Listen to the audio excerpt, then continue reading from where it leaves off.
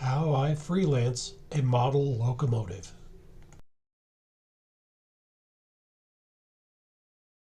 The end result of my freelance project will be this Fairbanks-Morse Super Trainmaster.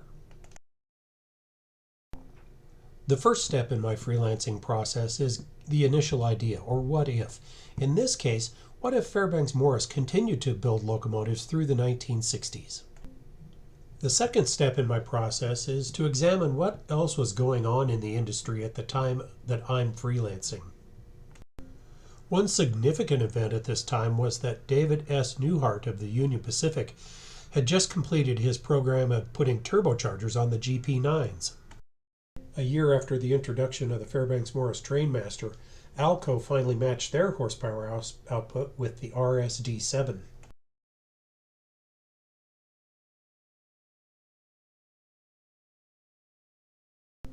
Also at this time, the Electromotive division was introducing their first turbocharged locomotives.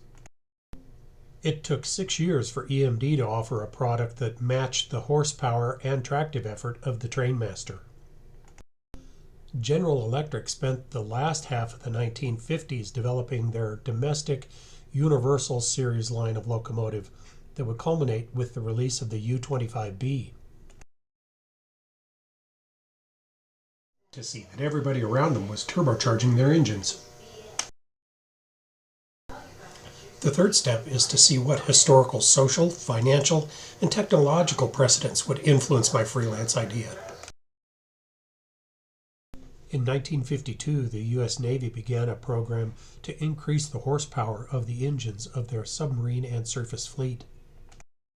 In 1952, David S. Newhart of the Union Pacific began following U.S. Navy efforts to increase horsepower by using turbocharging. In April 1953, Fairbanks-Morse introduced the 2,400 horsepower H2466 Trainmaster.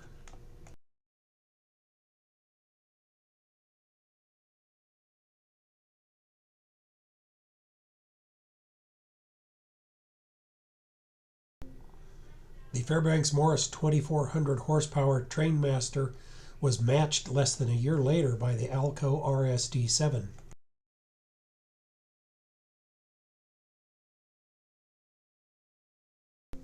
In Europe, two large industrial manufacturers were collaborating on turbocharging engines for large merchant vessels.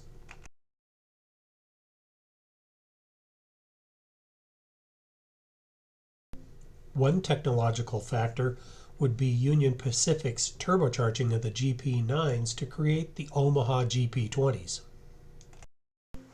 Fairbanks-Morse would soon realize that turbocharging their locomotive engines would give them a significant increase in horsepower above their competitors. I assumed that American turbocharger manufacturers would shy away from a relationship with FM, so they went looking in Europe. So in my world in 1956, Fairbanks-Morse joined with Brown Boveri to begin trials of turbocharging their locomotive. Static testing using the Brown Boveri VTR 400 on the Fairbanks-Morse 38Ds achieved 3,300 horsepower available for traction.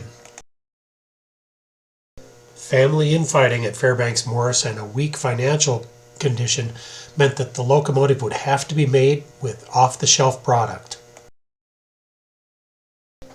The first, and as it would turn out, only Super Trainmaster was finished in early 1958.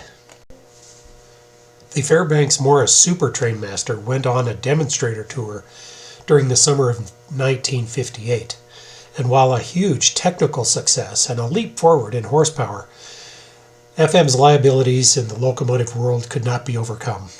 And while Fairbanks-Morse opposed piston engine had some real liabilities, the rest of the world saw EMD's SD45 and its inherent reliability as the next generation.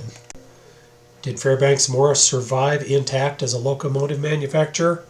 Only our imaginations will tell. In reality, the Fairbanks-Morse opposed piston engine went on to great success in stationary energy generation and is today known via the Colt Industries.